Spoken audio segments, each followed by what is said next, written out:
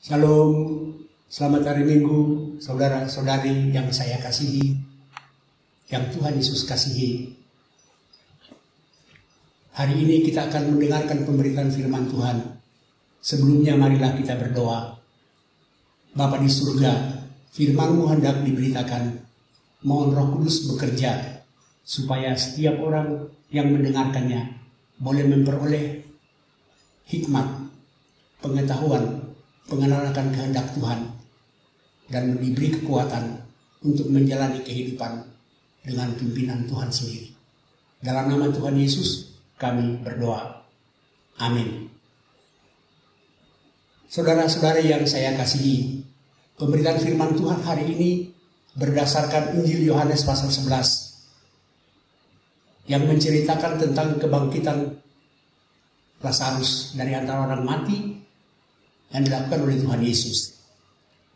Bacaan ini sudah sangat terkenal. Oleh karena itu saya tidak akan membaca seluruhnya. Saya akan memusatkan perhatian untuk dua bagian yang menjadi fokus untuk perenungan kita pada hari Minggu ini. Bagian yang pertama dari ayat yang keempat. Ketika Yesus mendengar kabar itu, ia berkata, penyakit ini tidak akan membawa kematian, tapi akan menyatakan kemuliaan Allah, sebab oleh penyakit itu anak Allah akan dimuliakan. Ketika Tuhan Yesus dan murid-muridnya masih jauh di sebelah utara, datanglah kabar bahwa Lazarus sakit. Dan mendengar kabar itu Yesus berkata, penyakit itu tidak akan membawa kematian, melainkan akan membuat Allah dimuliakan. Sebab dengan penyakit itu maka anak Allah akan dimuliakan. Apa maksud Tuhan Yesus dengan mengatakan penyakit itu tidak akan membawa kematian? Sebab pada kenyataannya Lazarus toh mati. Bahkan Tuhan Yesus baru sampai di Betani 4 hari kemudian.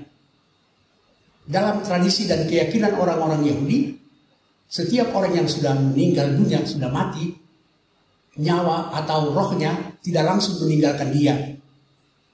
Tapi nyawa atau rohnya ada dekat dengan dia selama 3 hari. Sehingga ada kemungkinan untuk dia bisa hidup kembali. Oleh karena itu Yesus dengan sengaja menunggu sampai 4 hari. Baru Yesus datang ke sana, ke tempat Lazarus dikuburkan.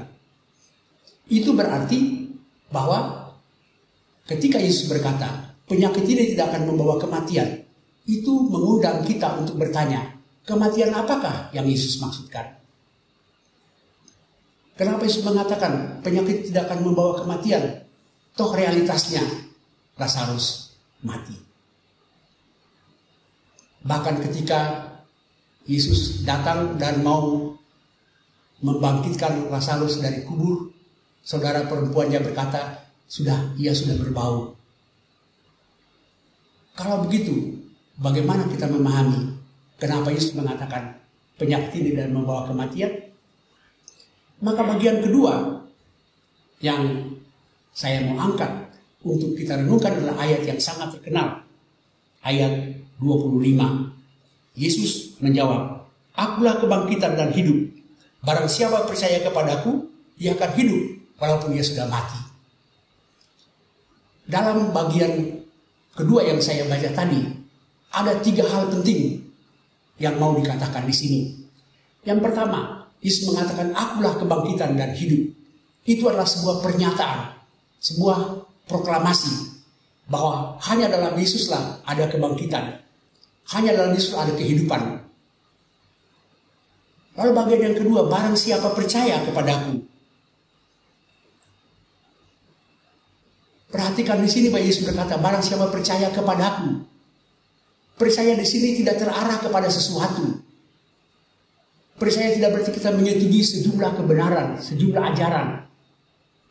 Tapi percaya berarti kita mengarahkan diri kepada seseorang. Makanya Yesus berkata, barang siapa percaya kepadaku.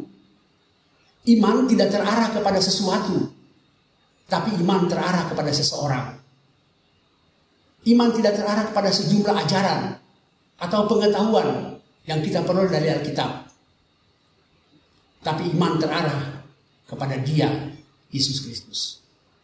Oleh karena itu definisi iman yang sangat terkenal adalah percaya dan mempercayakan diri kepada Tuhan. Itulah iman.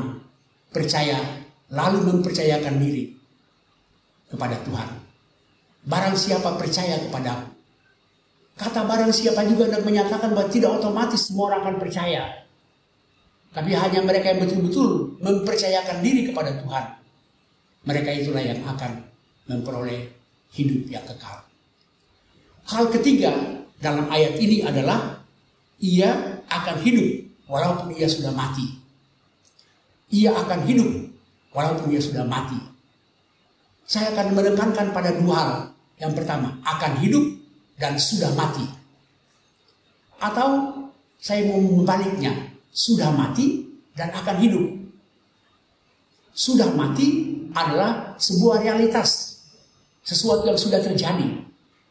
Tapi akan hidup adalah sesuatu yang belum terjadi. Disinilah letaknya peranan iman. Sudah mati, akan hidup. Sekali lagi, sudah mati adalah sesuatu yang sudah terjadi. Itu sebuah realitas. Tapi akan hidup adalah sebuah janji, sebuah pengharapan. Oleh karena itu, di antara sudah mati dan akan hidup, disitulah iman berperan. Iman berperan untuk membuat kita yakin bahwa sekalipun kita mati, kita akan hidup kembali.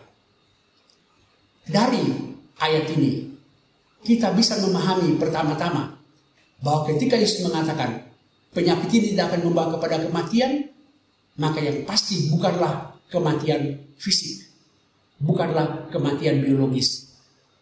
Memang kenyataannya Lazarus dibangkitkan, tapi dia mati lagi. Sampai sekarang Lazarus tidak hidup lagi.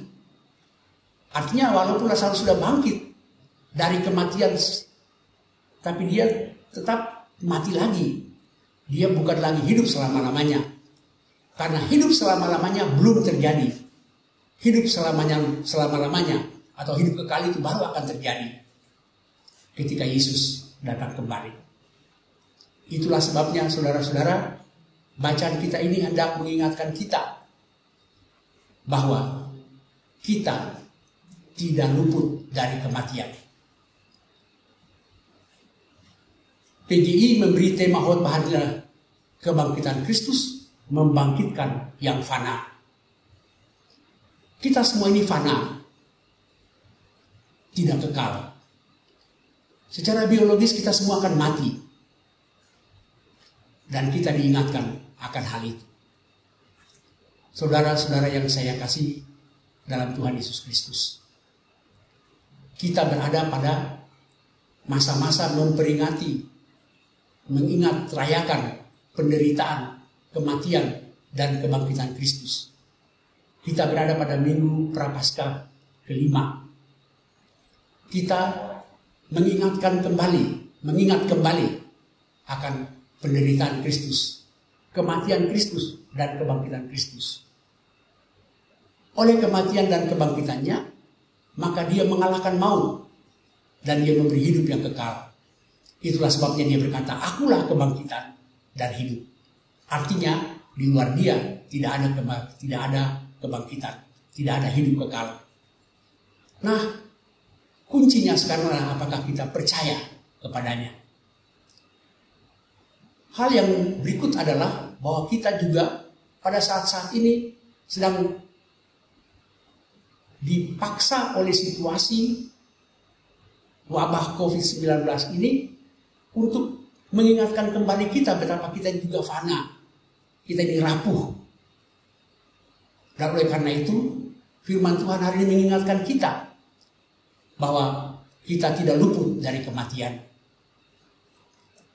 Apakah kita meninggal dunia karena sebab apapun, apakah itu karena penyakit atau karena apa saja, tapi pada waktunya kita akan meninggal dunia. Tetapi kalau kita mempercayakan diri kepada Kristus, maka kematian kita bukanlah kematian yang kekal, tapi kematian kita adalah kematian untuk beralih kepada kehidupan kekal. kata Yunani yang dipakai untuk hidup adalah zoe. Dalam bahasa Yunani ada dua kata yang dipakai untuk hidup. Satu, bios. Kata bios itulah yang kemudian kita kenal dengan kata biologi, ilmu tentang kehidupan. Semua orang punya bios. Semua makhluk hidup punya bios. Dan bios inilah yang akan binasa. Tapi ketika kita percaya kepada Kristus, bios kita habis. Tapi dalam Kristus kita akan memperoleh zoe. Zoe itu kehidupan yang berada dalam persekutuan dalam Kristus yang hidup. Oleh karena itu kuncinya sederhana saja, bahwa kita harus tetap menaruh kepercayaan kita, mempercayakan hidup kita, mempercayakan diri kita kepada Tuhan. Oh, sudah tentu dalam masa-masa situasi sulit seperti ini, kita juga harus mempergunakan akal budi, mempergunakan hikmat yang Tuhan berikan kepada kita untuk menjaga diri kita, untuk menjaga kesehatan kita, untuk menjaga kebersihan kita, dan berbagai hal yang lain. Tapi di atas semuanya kita diingatkan bahwa kita tidak akan luput dari kematian, lambat atau cepat. Tapi pada saat yang sama kita diingatkan bahwa bagi kita yang percaya kepadanya tersedia hidup kekal. Penghiburan kita adalah penghiburan yang mengarah jauh ke depan kepada kehidupan yang kekal. Pengharapan kita adalah pengharapan yang jangka pendek menyangkut hal-hal yang masih ada di dunia ini. Kesehatan, pekerjaan, dan berbagai hal yang kita harapkan. Tapi pengharapan yang Kristus sediakan bagi kita bukanlah pengharapan jangka pendek saja, tapi yang terutama adalah pengharapan jangka pendek. Tema Paskah kita kalian kebangkitan Kristus membawa pengharapan. Pengharapan itulah yang kita pegang. Baik pengharapan jangka pendek yang sementara sifatnya, tapi juga pengharapan jangka panjang. Dan untuk mencapai pengharapan jangka panjang itu, sekali lagi kuncinya cumalah iman, percaya. Kita percaya dan mempercayakan diri kepada Tuhan. Dalam 2 Korintus 5 ayat 7 dikatakan, karena hidup kita bukanlah karena melihat dan karena percaya. Iman bukanlah hanya percaya tanpa bukti. Sekali lagi, iman bukanlah hanya percaya tanpa bukti, tapi iman adalah percaya tanpa syarat. Semoga Tuhan menolong kita pada hari Minggu Prapaskah kelima ini untuk merenungkannya dan memperoleh kekuatan dari Tuhan. Shalom, selamat hari Minggu, Tuhan memberkati. Amin.